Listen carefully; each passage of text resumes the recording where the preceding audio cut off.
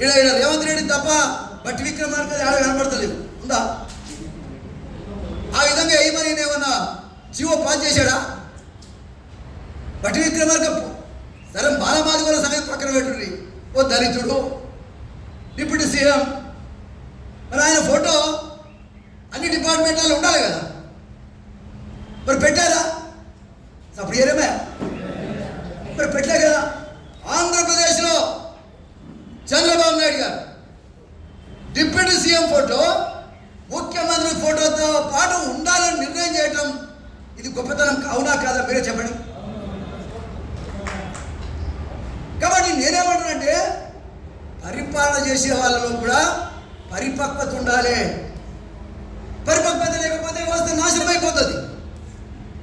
ఇవాళ కాపులంతా ఏకమైతే deputy CM అయింటాయా, రేపు మాదిగలంతా ఏకమైతే ఈ రాష్ట్రాన్ని అన్ని రంగాల్లో ముందుకు పోయేటువంటి పరిస్థితి వస్తుంది.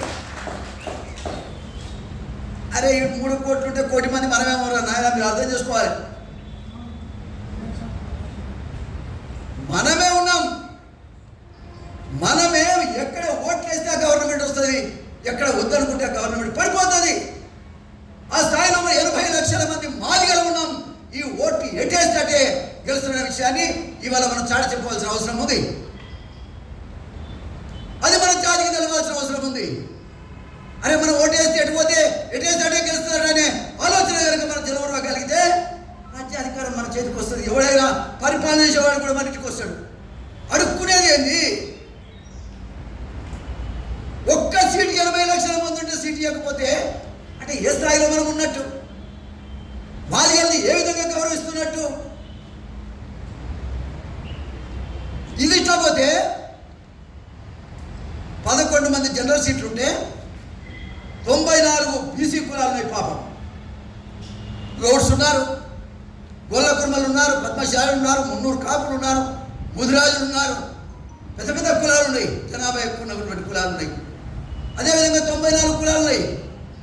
వాళ్ళందరినీ పక్కన పెట్టేసి 8 సీట్లు, 11లో 8 సీట్లు ఒకే ఒక సామాజిక వర్గానికి ఇచ్చిన ఘనత ఎవరిదే అంటే మరి ముఖ్యమంత్రి గారిది.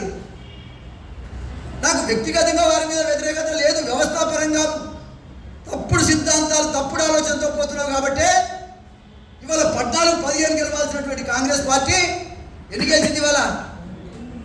కారణం నిర్ణయాలు తప్పు. 6 నెలల్లో కాంగ్రెస్ పార్టీ పతనమయ్యే దిశకు వచ్చింది.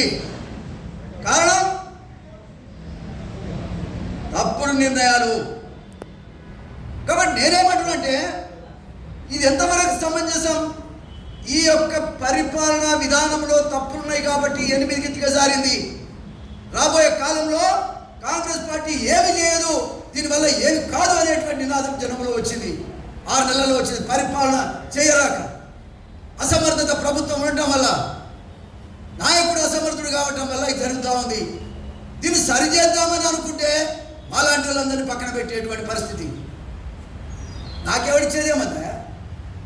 నేను 6 సార్లు ఎమ్మెల్యే కాగలిగాను, మంత్రిని కాగలిగాను. ఎవడెదురొచ్చినా కూడా అడ్డం నిలబడి పోరాటం చేయడమే నాకు తెలుసు తప్ప తల దించినటువంటి సందర్భం లేదు రాజకీయాల్లో కూడా. ఇది అర్థం చేసుకోవాల్సిన అవసరం ఉంది. గాంధీ చేసుకున్నంత సంతోషం, దసరా చేసుకున్నంత సంతోషం. కారణం ఏంటంటే నాయకత్వం అనేటువంటి మొన్న జగన్మోహన్ రెడ్డి గారి పరిపాలన ఎంత నీచమైన పరిపాలన ఆయనే అర్థం చేసుకోవాలి. ఇంకోటి చెప్పాల్సిన అవసరం లేదు.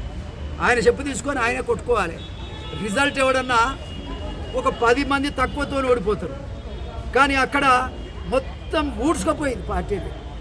కనీసం ప్రతిపక్ష హోదా కూడా సంపాదించుకోలేని పరిస్థితుల్లో మరి జగన్మోహన్ రెడ్డి గారు మరి ఆ రకమైన పరిస్థితి వచ్చిందంటే ఆయన ఆలోచన చేసుకోవాలి. నేను 7 నెలల కిందనే చెప్పిన చంద్రబాబు నాయుడు గారిని ఎప్పుడైతే మరి జైలుకు పంపించారో ఆనాడే చెప్పానని గవర్నమెంట్, జగన్ గవర్నమెంట్ ఉండదు, కక్షలకు మంచిది కాదు, నాయకుల మీద కక్ష చేయటం మంచిది కాదు, ప్రజలలో మంచి పేరు తెచ్చుకోవాలి తప్ప ముఖ్యంగా ఎస్సీలను, ఎస్టీలను రకరకాలుగా వేధించి చంపినటువంటి జగన్మోహన్ రెడ్డి గారు గెలవని చెప్పాను. చంద్రబాబు నాయుడు గారిని జైలుకు పంపించున్నాడు, జగన్మోహన్ రెడ్డి గారు ఓడిపోయిందని కూడా నేను చెప్పాను. అదే ఇవాళ నెరవేరిందని సందర్భంగా నేను తెలియజేస్తా ఉన్నా. పవన్ కళ్యాణ్ వాస్తవంగా చెప్పాలంటే ఒక మానవతావాది కింద ఇవాళ ముందుకు వచ్చాడు. చంద్రబాబు నాయుడు గారికి ఒక తమ్ముడిగా ఇవాళ వాళ్ళ కులం కూడా పూర్తిగా సపోర్ట్ చేసింది. 21కి 21 గెలిచాడు. చంద్రబాబు నాయుడు గారు ఇవాళ బ్రహ్మాండమైన మెజారిటీతో గెలిచాడు. గెలవటమే కాదు, పవన్ కళ్యాణ్ ఏది కోరుకుంటే ఆ పోర్ట్ఫోలియో ఇచ్చాడు. అటువంటి పవన్ కళ్యాణ్కి అన్ని ఆఫీసు తన ఫోటోతో పాటు పవన్ కళ్యాణ్ యొక్క ఫోటో కూడా పెట్టాలని జీవో తీయటం చంద్రబాబు నాయుడు గారి గొప్పతనానికి ఇది నిదర్శనం అని కూడా ఈ సందర్భంగా నేను తెలియజేస్తా ఉన్నా. మాదిగ కులంలో కూడా ఒక అమ్మాయి, ముఖ్యంగా అనిత అనేటువంటి మా జాతి బిడ్డకు ఇవాళ హోమ్ పోర్ట్ఫోలియో కూడా ఇచ్చారు. అది చాలా గర్వంగా నేను ఫీల్ అవుతా ఉన్నా. ఇక్కడ కూడా ముఖ్యమంత్రి గారు ఆలోచన అసలైన తొలి వెలుగు. ఫాలో వాట్సాప్ @తొలి వెలుగు official.